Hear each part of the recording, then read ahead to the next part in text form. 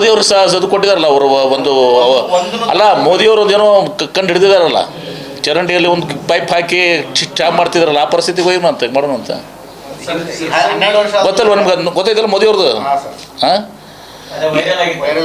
ಏನೇನು ಏನು ಹೇಳ ವೈರಲ್ ಆಗಿಲ್ಲ ಅವ್ರು ಹೇಳಿದ್ದೆ ಅದು ಅದ್ರಲ್ಲಿ ಸುಳ್ಳಿದೆ ಅದು ನಾನು ಚರಂಡಿಯಲ್ಲಿ ಪೈಪ್ ಹಾಕಿ ನಮ್ಮ ಕಡೆ ಗಟ್ರ ಅಂತೀವಿ ನೀವೆಲ್ಲ ತಿರ್ಗೋತಿಲ್ಲ ನಮ್ಗೆ ನೀವು ಗಟ್ರ ಅಂತೀರಿ ಹಾಂ ಮತ್ತು ಗದಗನಾಗೂ ಬೇರೆ ಭಾಷೆ ಇರೋಂಗಿಲ್ಲ ಹಾಕಿ ಪೈಪ್ ಹಾಕೀಗ ನೋಡಿ ಭಾರತ ದೇಶದ ನಮ್ಮದು ಒಂದು ಫಾರಿನ್ ಪಾಲಿಸಿ ವಿದೇಶಾಂಗ ನೀತಿ ಇದೆ.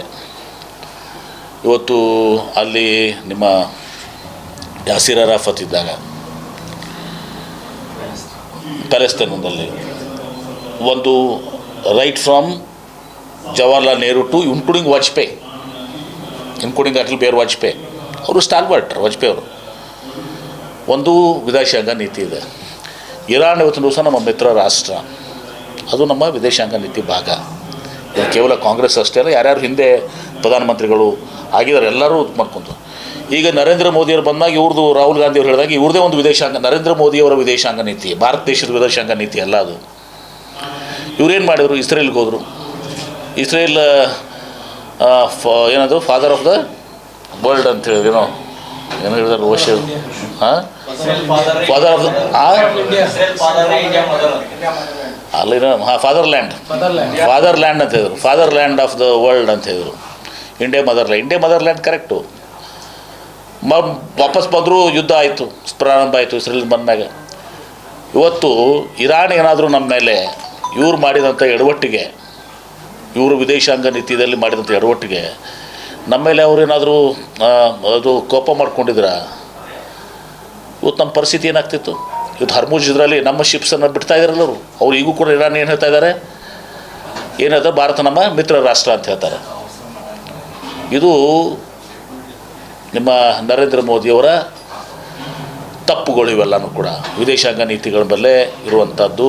ನಮ್ಮ ದೇಶ ಯಾವ ಕಡೆ ಹಿಂದಿನಿಂದ ಬಂದಿದೆ ಅದನ್ನು ಬಿಟ್ಟು ಏನೇನೋ ಮಾಡ್ಕೊಂಡು ಹೋಗಿ ಈಗ ಇರಾನ್ದವರು ಅದನ್ನು ಮನಸ್ಸಿನಾಗ ಇಟ್ಕೊಳ್ಳಿಲ್ಲ.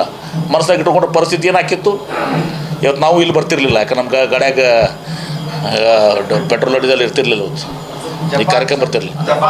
ಒಂದು ವರ್ಷ ಆಗುವಷ್ಟು ಸ್ಟಾಕ್ ಇಟ್ಕೊಳ್ಳುವಂತ ಇಂಡಿಯಾ ಯಾಕೆ ಆಗ್ತಾ ಇಲ್ಲ? ಈ 10ರಿಂದ 12 ವರ್ಷದಿಂದ ಸ್ಟಾಕ್ ಇಡುವಂಥ ಘಟಕಗಳನ್ನೇ ಬಿಜೆಪಿ ಗೌರ್ಮೆಂಟ್ ಸ್ಥಾಪನೆ ಮಾಡಿಲ್ಲ ಅಂತ ಅಂದ್ರೆ ಅಲ್ಲ, ನೀವು ಹೇಳಬೇಕಾಗಿತ್ತಲ್ಲ. ಕಾಂಗ್ರೆಸ್ ಸರ್ಕಾರ ಇದ್ದಾಗ 65 ರೂಪಾಯಿ ಪೆಟ್ರೋಲ್ ಇತ್ತು, 58 ರೂಪಾಯಿ ಡೀಸೆಲ್ ಇತ್ತು, 400 ರೂಪಾಯಿ ಗ್ಯಾಸ್ ಸಿಲಿಂಡರ್ ಇತ್ತು. ಈಗ 65 ರೂಪಾಯಿ ಪೆಟ್ರೋಲ್ ಹೋಗಿ 100 ರೂಪಾಯಿ ಪೆಟ್ರೋಲ್ ಆಗಿದೆ, 102. 58 ರೂಪಾಯಿ ಡೀಸೆಲ್ ಹೋಗಿ ಈಗ 95 ರೂಪಾಯಿ ಆಗಿದೆ. ಗ್ಯಾಸ್ ಸಿಲಿಂಡರ್ 400 ಹೋಗಿ 1000 ಆಗಿದೆ. ನಿಮ್ಮ ಅಡುಗೆ ಎಣ್ಣೆ 50 ರೂಪಾಯಿ ಇದ್ದು 150 ರೂಪಾಯಿ ಆಗಿದೆ. ಎಲ್ಲವೂ ಕೂಡ ತುಟ್ಟ. ಡಾಲರ್ ಏನಾಗಿತ್ತು, ಡಾಲರ್ ಬಗ್ಗೆ ಹೇಳ್ತಾರೆ ನರೇಂದ್ರ ಮೋದಿ ಅವರು. ಡಾಲರ್ ಉಪ್ಪರ್ ಗಯ ನಿಚ್ಚಲೆ ಕ್ಯಾ ನಾ ಪಡೆಗ ಅಂತೇಳಿ ಹೇಳ್ತಿದ್ರು. ಎಷ್ಟು 58 60 ಆದಾಗ ಇವತ್ತು ಎಷ್ಟಾಗಿದೆ ಡಾಲರು? 95 ರೂಪಾಯಿ, 100 ರೂಪಾಯಿ ಗಡಿಗೆ ಆಡ್ತದೆ ಇವತ್ತು ದಿವಸ. ಮೊದಲು ಮಾತಾಡಿದ್ದು ಒಂದು ನರೇಂದ್ರ ಮೋದಿ ಅವರು. ಈ ಡಾಲರ್ ರೇಟ್ ಪರಿಸ್ಥಿತಿ ಏನಾಯ್ತು ಈಗ, ಏನಾಗಿದೆ ಪರಿಸ್ಥಿತಿ ಈಗ? Almost it is reaching 100 rupees dollar. ಇದು ಮೋದಿಯವ್ರ ಸಾಧನೆ. ಈ 65 ರೂಪಾಯಿ ಇದ್ದದ್ದು 100 ರೂಪಾಯಿ ಮಾಡಿದ್ರಿ, 58 ರೂಪಾಯಿ ಇದ್ದದ್ದು ನೀವು 95 ರೂಪಾಯಿ ಮಾಡಿದ್ರಿ. Gas cylinder 412. ಇದನ್ನು ಜನರಿಗೆ ಹತ್ರ ಪಾಸ್ ಮಾಡಲಿಲ್ಲ ನೀವು. ಜನರಿಗೆ ಇವತ್ತು ಏನು ಪಾಸ್ ಮಾಡಿ ಇವತ್ತು ಹೆಂಗಾಗ್ತದೆ, ಆಯಿಲ್ ನಿಗದಿ ಹೆಂಗಾಗ್ತದೆ ಪರ್ ಡಾಲರ್ ಬ್ಯಾರೆಲ್ ಮೇಲೆ.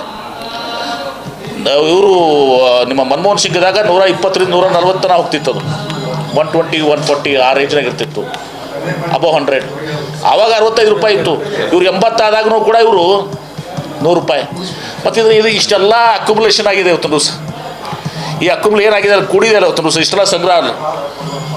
ಕೋಟ್ಯಾಂತರ ಇವತ್ತು ದಿವಸ ಲಕ್ಷ ಕೋಟಿ ಇವತ್ತು ದಿವಸ ಇಲ್ಲಿ ಜಮಾ ಆಗಿದೆ. ಇದರಿಂದ ಈ ಡಿಫ್ರೆನ್ಸ್ ಏನಾಗಿದೆ ಅದನ್ನು ಮಾಡ್ಬೋದಾಗಿತ್ತಲ್ಲ ನೀವು ಹೇಳ್ದಂಗೆ. ಇವತ್ತು ಅದನ್ನು ನಮ್ಮ ಸ್ಟೋರೇಜ್ ಮಾಡ್ಕೋಬೋದಾಗಿತ್ತು. ಜನರಿಗೂ ಪಾಸ್ ಮಾಡಲಿಲ್ಲ, ಈ ಕಡೆ ಸ್ಟೋರೇಜು ಮಾಡ್ಕೊಳ್ಳಿಲ್ಲ, ಎಮರ್ಜೆನ್ಸಿ ಅಂಥೇಳಿ, ಫ್ಯೂಚರ್ದು ಅಂಥೇಳಿ ಇದು ಆಗ್ತಾಯಿದೆ.